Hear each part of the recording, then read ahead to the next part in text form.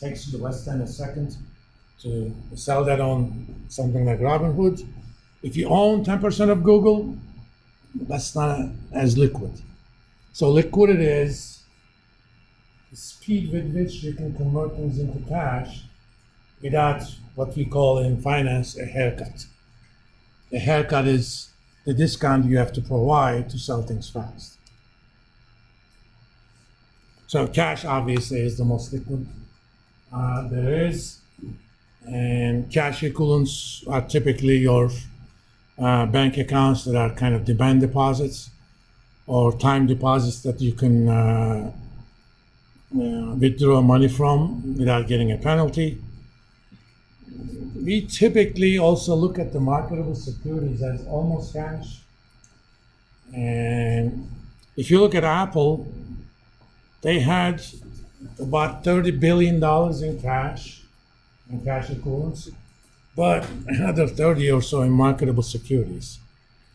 Marketable securities tend to be short-term debt instruments in general.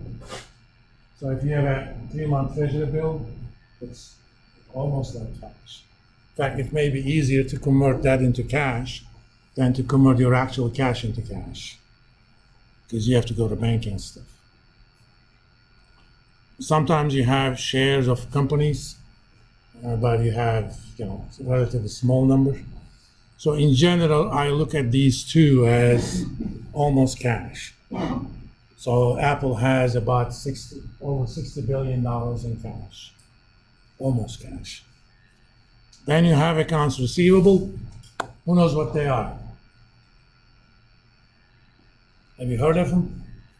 Someone owes you. Someone owes you, but with a kind of a little condition.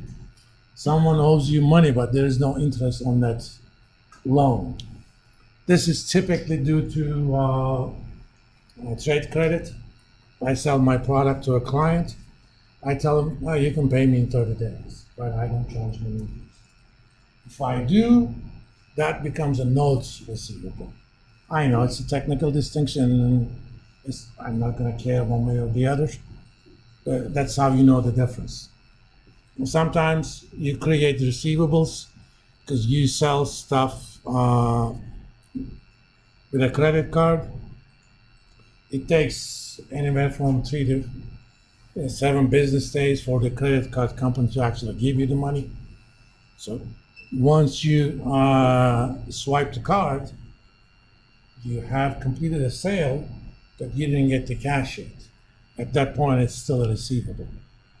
So when you look at a company like Walmart, they have a lot of receivables, but that typically tends to roll itself over every 3 to 7 days, which means, people buy things on charge card. These are vendor non-trade receivables. You can think of this for Apple as they gave the phones to the Apple stores, but they haven't sold it yet. In that sense, they're non-trade receivables. Obviously, inventories are not as liquid, for most companies at least. But if you're talking about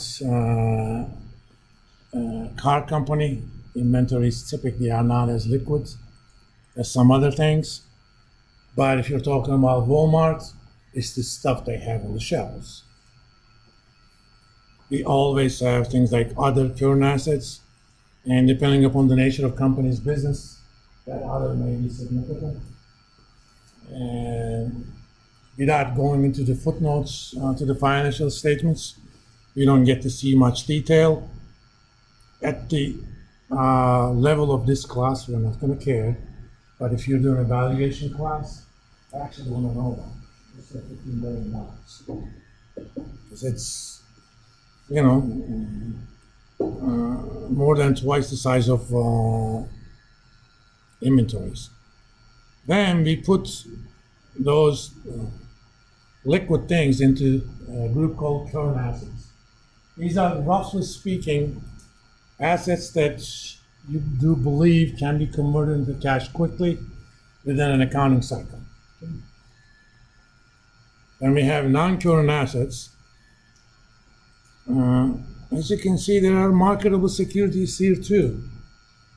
These are also marketable securities, but they're probably a significant ownership in some other company that's not easy to get rid of.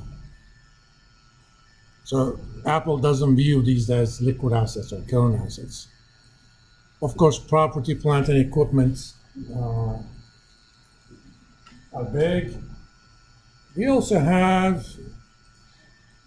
it's not here, but that's typically part of other non-current assets, and that's kind of a big number.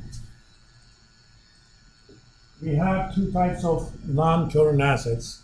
We also call them fixed assets, and they're listed as net of any accumulated depreciation or so. We divide fixed assets into two groups. One is called tangible assets. These are things that has a physical existence. I buy 10% of Google, okay? That's worth about $150 billion, I think. So that has a physical existence. I have a tomato in inventory. It's not a fixed asset, but it's a tangible asset. You know, I have a building. It has a physical existence. But there are also assets that are called intangible assets. They have value, but they don't have a physical existence. Can you think of any? Intellectual rights, if you purchase them especially. Because if you develop a software within a company and you get the copyrights for that, since you haven't paid anything to get it, it's listed as zero. But if you bought the code from a developer and you paid money for it, and you bought the intellectual rights associated with it, that would be a intangible asset. Copyrights are also such assets. There's also, and it's not listed here for Apple, but for certain companies, there is a kind of asset called goodwill. Okay? Who knows anything about that? Somewhat esoteric, but for certain companies, it's a big number. And goodwill has nothing to do with goodwill towards the company. Okay? Some people immediately think that's what it is. No. You may have one of the crappiest companies as far as the public is concerned, but you may have big goodwill assets. Goodwill is when you purchase an asset, especially when you acquire a company, there's almost always a difference between what you paid for it and what that company is worth on paper. Back in 2004, Google did probably the smartest ever acquisition in the history of stock markets. They bought YouTube. YouTube was not developed inside Google. At that point, YouTube had no sales whatsoever. People just posted all sorts of cat videos, and that was about it. Nobody knew how to actually put ads on it and stuff. Google said, okay, we can do something with that. So they purchased them for $1.6 billion. And when you looked at the balance sheet of YouTube at that point, it was about $500 million. So the difference between the actual acquisition cost, 1.6, versus what it was worth on paper, because when you acquire a firm, you acquire all their assets and liabilities. So their net book value or value of their equity was $500 million. So the difference between the acquisition cost and the book value is called the goodwill. Okay? And because of double entry bookkeeping, you have to create an asset for that. When you purchase YouTube on your books, that's going to look like a $500 million asset, but you paid 1.6. So to balance that, you create a contra asset. It's called goodwill. That's 1.1. Before about 2006, you actually had to amortize goodwill over 40 years. So if you have $1 billion worth of goodwill, you have to write off $25 million every year for the next 40 years, similar to depreciation. In 2006, FASB decided it's not a good way of doing things. Just look at how the asset value may have been impaired. So you do a test of impairment, which means at the end of each statement period, you say, okay, I have this at 1.6, I paid 1.6 for it, right?